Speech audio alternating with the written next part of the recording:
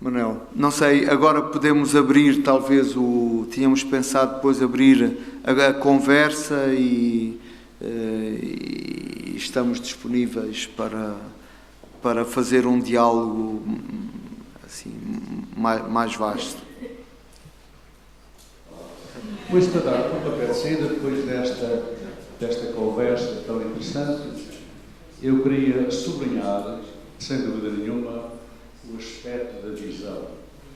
De facto, podemos dizer que é fácil afirmar que a visão é exatamente dos sentidos mais importantes para a nossa vida. Mas, no entanto, quero recordar a visão chamada interior, a introspecção, aquela meditação, aquele ver, como diz a carta aos Hebreus, como se visse o invisível, a tal visão da fé, o tal raio-x que nos ajuda a penetrar as coisas impenetráveis, mas é uma quadra interessante, que eu não sei se é de uma pessoa, se é de outro parecido, que diz: só ver as coisas por fora parece fácil e bom, e vão, portanto, porque é por dentro das coisas que as mesmas coisas são e estão. Acho que é uma quadra que sempre me impressionou. Também um sentido muitíssimo importante que eu vejo na natureza, não só do homem como dos animais, é o olfato, que às vezes pode ser um bocadinho desfigurado. Eu, por sinal, tenho o privilégio de não perceber cheiros maus, mas os cheiros bons, de mim, são um encanto. Quando vou a uma loja de perfumes, pode oferecer algum perfume aqui e acolá, e para mim usufruto, desde o aftershave até o desodorizante, sei lá, eu tenho um bocadinho de rigor. Aliás, tenho uma irmã que vive em Grasse, La Cité des Parfums. De qualquer maneira, estou sempre embrulhado em perfumes. E lembro-me, não são os perfumes do senhor exatamente embalsamado lá por aí adiante. Mas o que é certo é que, de facto, para mim o perfume e o sentido do olfato é tão interessante. Uma vez vi um filme na Alemanha, exatamente em Bonn, estava a ser lançado, vocês devem se recordar, chamado Perfume. Vi num cinema alemão. Claro, quando veio para Portugal era muitíssimo diferente, ficou à portuguesa.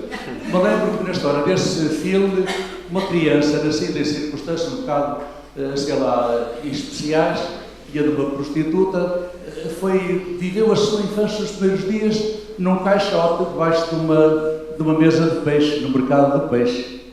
E aquele miúdo passou a sentir o cheiro de peixe em sua própria mãe. Qualquer mulher que, de facto, contactasse com ele não lhe ligava. Mas quando era a mãe, sentia o cheiro que a mãe exatamente absorvia do seu contacto com o peixe.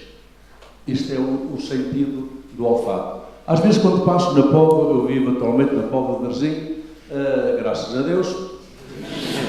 É que uma vez perguntaram o rei Dom Luís, perguntou-me a uma senhora lá da Póvoa: e você de onde é? Poveirinha, graças a Deus, majestade. Portanto, há vezes que tenho que passar pelo meio da praça e fico com medo de poder cheirar a peixe todo dia. Quando chego a casa tenho que vaporizar. Mas é engraçado, porque as pessoas aguentam muito bem o cheiro do peixe. Mas, concretamente, nós temos que preparar este perfume. Até dizemos o perfume da santidade, o perfume da bondade. Por isso, para mim, se a vista é muito importante, o ouvidos mudos, etc., aí o olfato é formidável. Por isso dou graças ao Senhor por eu não conseguir captar bem os cheiros maus, mas os cheiros bons, de facto, desde as flores até ao perfume de quem passa, é simplesmente bonito. Portanto, que esse perfume de nós cristãos também nos ajude a encontrar o Senhor. Desculpe se demorei muito, mas é que vocês vão pensando na vossa próxima intervenção. O cego vê através do toque. Toca as coisas e só assim as percebe. Eu conheço um cego que, não vendo, é capaz de estar diante da televisão e, recordando e vivendo os diálogos, ele consegue viver o que é que se está a passar, consegue construir uma imagem da história e vive-a. Então, Jesus também, na sua vida, tocava, não é? Tocava. E ele não se limitava a olhar, mas tocava. É este toque de Deus que nós experimentamos quando tocamos também aqueles que nos estão próximos, que nos aproximam. Era só isso. Obrigada. A propósito de que a música são imagens, a pergunta é o que é uma imagem? Talvez fácil de formular e muito difícil de responder. A segunda pergunta, talvez mais direcionada à sua parte, José Florentino,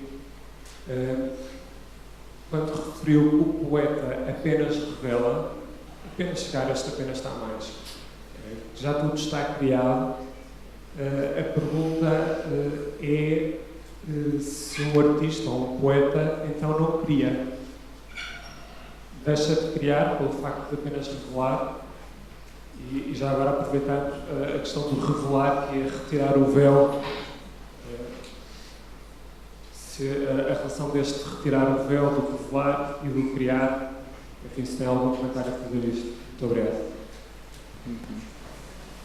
Eu acho que se calhar nesta ronda ficamos por aqui e respondemos e continuamos a conversa. Queres responder, Manuel? Sim, posso responder à primeira pergunta.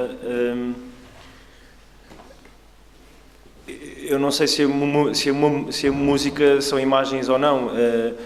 A música são sons ordenados que produzem um sentido. A maneira como eu a concebo é que não é através de sons. Como eu expliquei, a música que eu faço é muito simples e são códigos que eu conheço desde sempre e, portanto, saem muito naturalmente.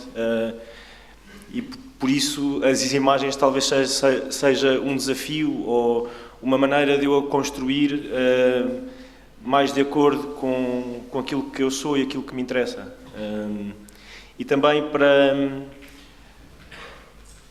ir um bocado também para além dos sons propriamente ditos e de conceber todo o espetáculo em torno de imagens. E as imagens são imagens, são retângulos com coisas lá dentro.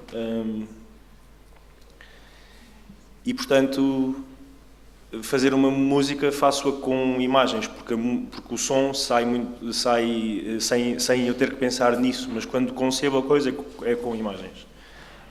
E o espetáculo, e o palco ter flores ou não ter flores, e o disco ter mais uma canção ou não, com aquele título ou sem aquele título, e a capa assim ou assado.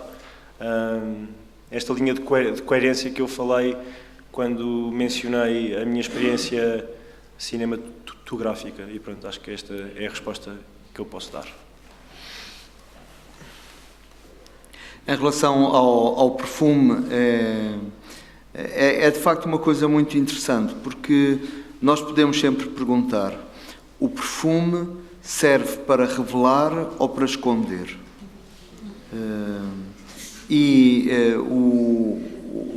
O olfacto, digamos, ao mesmo tempo que nos permite perseguir a realidade e perceber é alguma coisa extraordinária, porque não está, o olfato é impalpável, mas está presente. Quando a mãe do Manel cheirava os casacos, não é alguma coisa que está nos casacos fisicamente, mas está lá. Continuamos a habitar as nossas roupas, mesmo quando o nosso corpo não está nelas. Mas isso é uma coisa que nos revela ou que de facto nos esconde.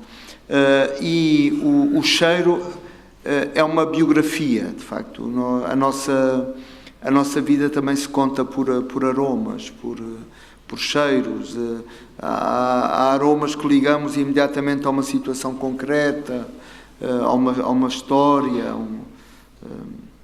O tato, eu quis falar dele através da história do cego e do outro que estavam a construir uma catedral. De facto, não foi o outro que explicou ao cego o que era uma catedral. O cego é que explicou ao outro o que era uma catedral. Porque a dada altura pergunta-lhe: estás dentro? Estás dentro? E de facto, só quando a gente está dentro é que vê verdadeiramente.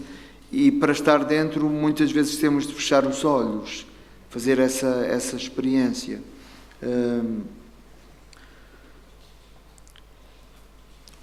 O Marcel Proust usou uma imagem que me parece muito apropriada para falar da literatura. Ele diz: a literatura é uma lente de alta potência, que nos ajuda a ver. Claro que as coisas que não vemos estão aqui, mas faltam-nos instrumentos, faltam-nos sentidos. A literatura é uma espécie de sentido humano, grande sentido humano que nós construímos, e a arte é um grande sentido humano, mas a arte é uma lente poderosa que permite fazer ver, fazer sentir, fazer tocar, fazer cheirar, fazer gostar ou degustar aquilo que está por revelar, aquilo que está por dizer. É claro que o poeta, evidentemente, é um criador. A própria palavra poeta quer dizer fazedor, aquilo que faz. Digamos, é alguém empenhado num artesanato, numa forma de artesanato muito própria, que é a poesia e que é a escrita. E, nesse sentido, ela é um criador, é um inventor. Mas nós somos obra dos outros, quer dizer, é sempre no horizonte da alteridade que a nossa experiência do mundo se realiza, sempre. Precisamos sempre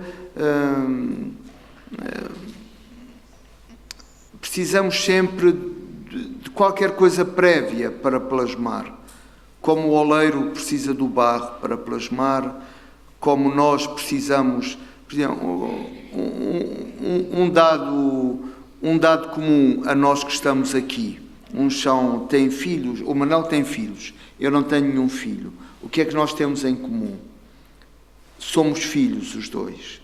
O Manel é pai e é filho, e eu sou filho. E todos nós somos filhos, quer dizer, na nossa origem está uma dádiva, está um dom. Depois construímos a nossa história, mas partimos disso. Nesse sentido, o poeta é o criador, um artista é um criador, dá mundos novos ao mundo, como o Camões dizia, é um descobridor, mas ao mesmo tempo ele tem de plasmar o barro, tem de plasmar uma coisa que não foi ele que inventou. Por exemplo, cada poeta tem de ter uma língua própria. Nós escrevemos todos sempre em línguas estrangeiras, mas não fui eu que inventei a minha língua. Eu fico contente quando alguém me diz: eu li este poema e percebi, este poema é do Tolentino, mas não fui eu que inventei esta língua. Eu não inventei o português, mas eu fiz com a língua, digamos, criei uma sonoridade, um estilo, uma gramática que tornam identificável o meu manuseamento da própria língua. Mas, digamos, não somos um criador ex nihilo, somos sempre criadores e criados ao mesmo tempo. E ao que me parece, uma certa confusão, ou não, da arte em relação aos sentidos. Que os sentidos são uma porta, são uma ferramenta de leitura do mundo, não é? E nas artes são também depois uma forma de expressar essa transformação, não é? Se calhar por isso o artista é criador, mas é autor, é da autoria dele a transformação do mundo, e é coautor da criação também dessa forma, da forma como foi ler o mundo, como transformou e como deu. E parece-me que na arte há o interesse, ou há a procura, exatamente como o Padre Tolentino disse, de dizer o indizível. Não é? E se calhar aí é que se é coautor da criação ao dizer aquilo que não foi dito, e esse autor desse dizer, não é? Acrescenta-se. E isso é através dos sentidos. Só que a questão que eu quero colocar é, não estará, ou não terá muitos exemplos, como é através dos sentidos que se diz o indizível, depois de ter trabalhado, se não há muitos exemplos de uma certa confusão em termos de sentidos e só se está a mostrar um sentido. A pessoa fazer um quadro e as pessoas irem ver e dizerem assim: eu percebo que o autor estava irritado. Quer dizer, é um espanto pela técnica quase. Ele disse-me aqui que estava irritado. Só que estar irritado não acrescenta nada. Quer dizer, não é o indizível, é o estar irritado. Não é? E a minha questão é, e às vezes na abordagem da arte e sentidos, é uma coisa que às vezes me inquieta um bocado ou irrita um bocado, arte e sentidos. Parece que é vamos lá expressar, vamos lá sentir o que é que se está a expressar, quando parece que os sentidos servem exatamente para dizer o indizível e para dizer. Eu queria perguntar isso, se não há, se tem a sensação de ter havido essa confusão. Como é através dos sentidos que se diz o indizível, houve gente que não percebeu que estava a dizer o indizível e trabalha só os sentidos. Só o sentido. Sem o sentir, a arte não existia. Mas a arte não é uma simples reverberação do sentir. É o sentir alterado, o sentir transformado, o sentir descascado. O sentir é apenas o início do caminho. Às vezes as pessoas dizem: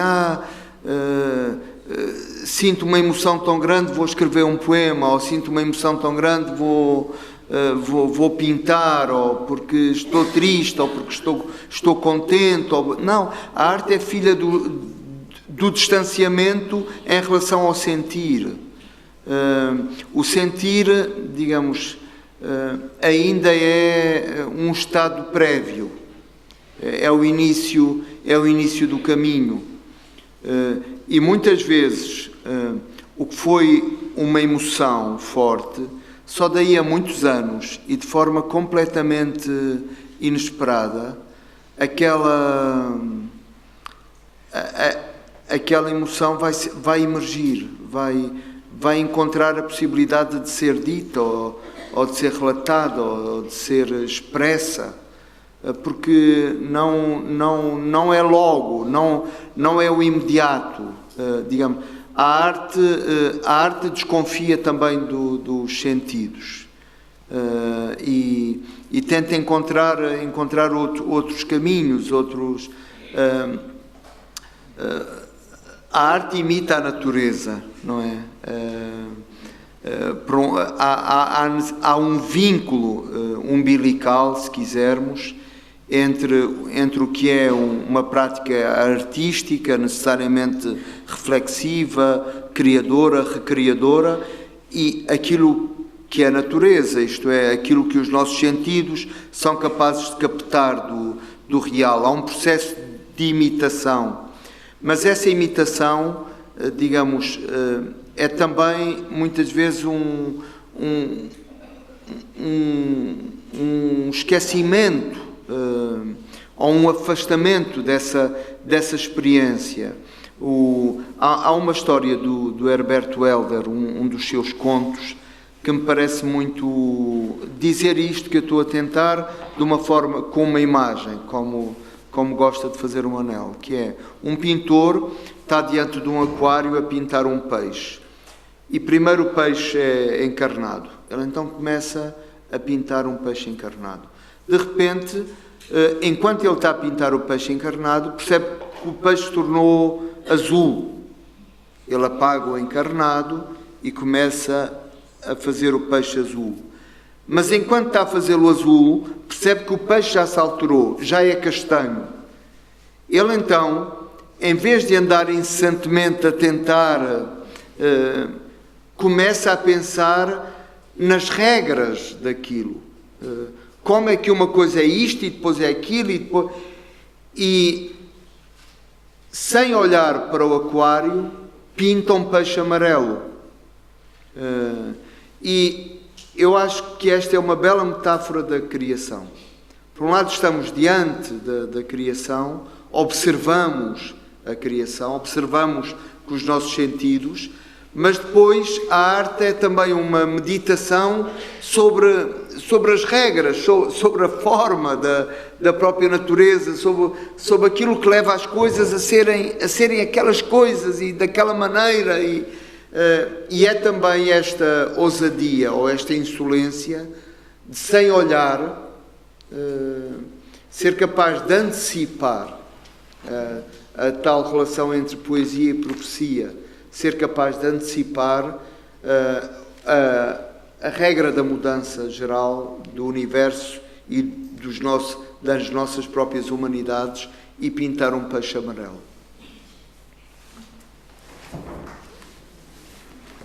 Bem, sobre o paladar, quer dizer,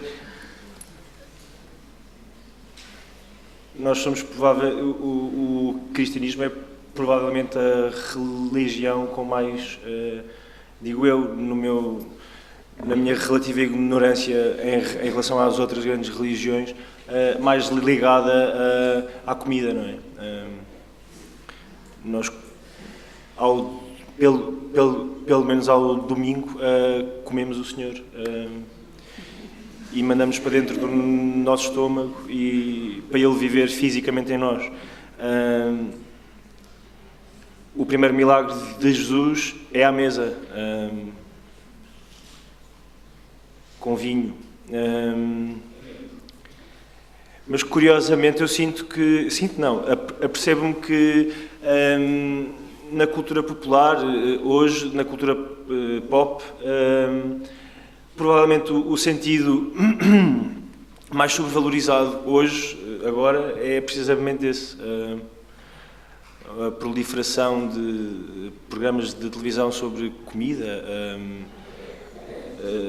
a palavra gourmet em tudo o que em tudo o que se possa meter à boca.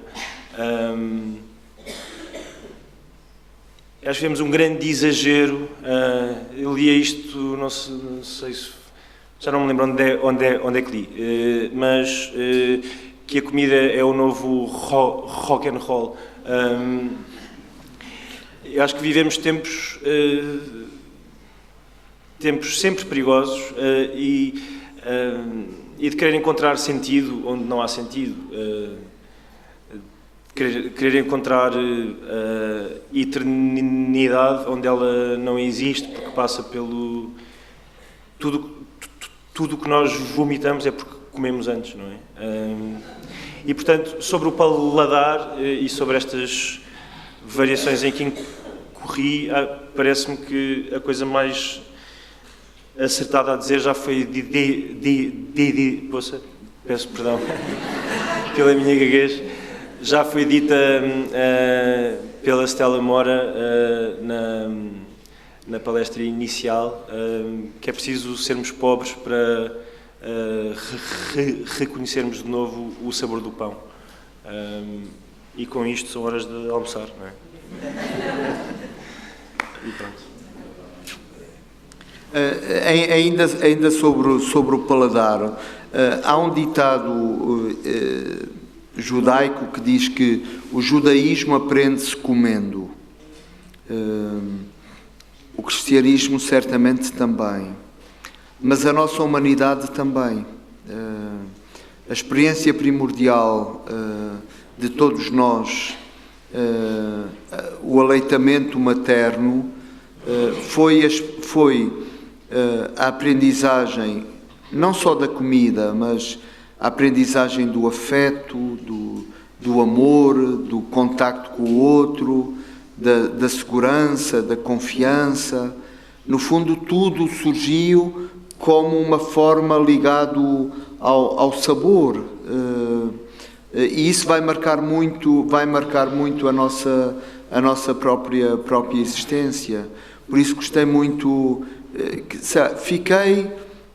fiquei a aguar, isto é, com a saliva na boca, quando ouvi a Stella Mora dizer que poderia fazer uma teologia do sabor, mas era uma provocação e ela não ia fazer e acabou por não ir por aí. Mas esperemos que ela faça, porque de facto é tão importante e pensamos tão pouco nisso. Isso que nos chega através do paladar. Deus chega-nos através do paladar, mas a nossa humanidade também. Isso é essencial. Bem, batam palmas e vamos todos embora.